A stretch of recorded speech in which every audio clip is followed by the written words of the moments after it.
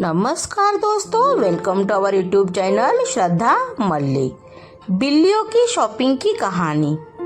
घरों में रहने वाली बिल्लियों को बहुत मार पड़ती थी। कभी दूध के लिए जैसे बिल्ली को भूख लगती थी तो वह चुपचाप दूध पी जाती। जब उसके मालिक या मालकिन को ये सब पता लगता तो वह उसे बहुत मारते थे। इस तरह बिल्ली जब घूमने जाती थी तो हर इंसान उन्हें देखकर मुंह बनाता था कि बिल्ली ने रास्ता काट दिया, अब क्या होगा। एक दिन सारी बिल्लियों ने एक सभा बुलाई। उसमें यह निर्णय लिया गया कि इंसानों से दूर हम अपना एक अलग शहर बसाएंगे, जहां हम कभी इंसानों को नहीं आने देंगे। यही सोचकर बिल्लियों ने अपना एक नया शहर बसाया।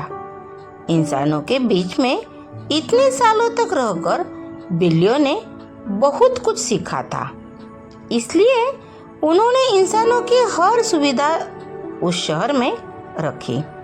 सभी बिल्लियां मजे से इंसानों की तरह रहने लगी। एक बिल्ली को उन्होंने अपनी रानी घोषित कर दिया। उसके कारण उसके साथ कुछ और बिल्लियों ने पूरे शहर को सही चलाने के लिए कुछ कानून बना दिए, जिनका पालन करना सबके लिए अनिवार्य था। इसी शहर के एक फ्लैट में चिंकी और मिंकी नाम की दो बहनें अपने शालू मौसी के साथ रहती थी। चिंकी और मिंकी की माँ नहीं थी, शालू मौसी ने ही उन दोनों को पाला था। दोनों बहनें बहुत शरारती थी। एक दिन शालू मौसी ने सुबह सुबह आवाज लगाई। शालू मौसी बोली, तुम दोनों सोती ही रहोगी? आज महीने की 1 तारीख है, शॉपिंग करने जाना है कि नहीं? घर का सारा राशन खत्म हो गया है। चिंकी बोली, मौसी सोने दो ना, बड़ी मुश्किल से तो स्कूल की छुट्टी मिली है। लेकिन शालू मौसी को तो गुस्सा होते देखकर मिंकी ने जल्दी से उठकर चिंकी से कहा, मिंकी जल्दी से उठ जा, नहीं तो मौसी यही आ जाएगी। चलना शॉपिंग पर चलते हैं। मैंने पिछले महीने एक ड्रेस देखी थी, आज मैं खरीद कर ही रो छोड़ूंगी। तब चिंकी बोली, अरे लेकिन मौसी कहाँ दिलवाएगी, वो तो एक नंबर की कंजूस है। घर का राशन खरीदने के बाद कह देगी पैसे खत्म हो गए।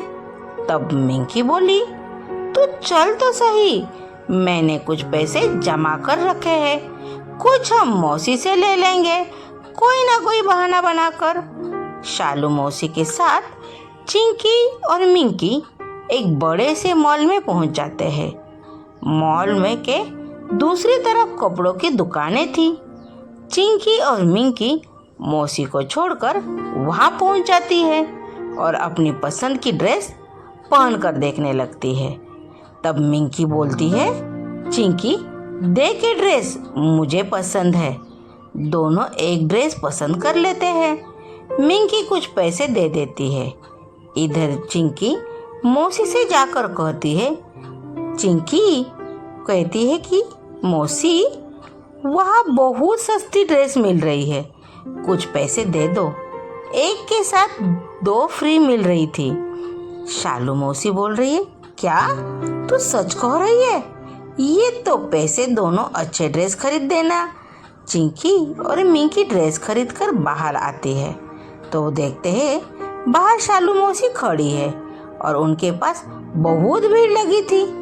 वो जल्दी जल्दी पहुंची।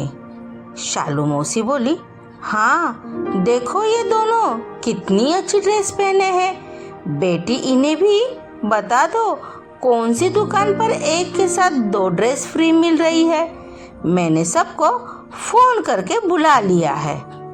चिंकी और मिंकी की हालत खराब हो गई।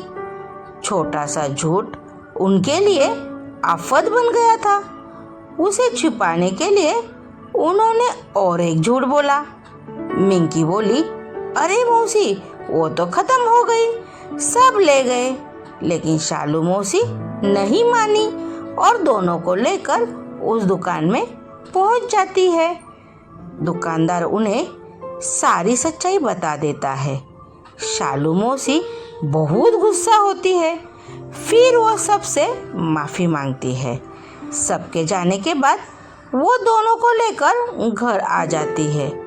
दोनों बहनें अपने किए पर बहुत पछताती है। दोनों मौसी के पैर पकड़कर उनसे माफ़ी मांगती है। शिक्षा, इस कहानी से हमें ये शिक्षा मिलती है कि एक झूठ के कारण बड़ों का अपमान हो सकता है।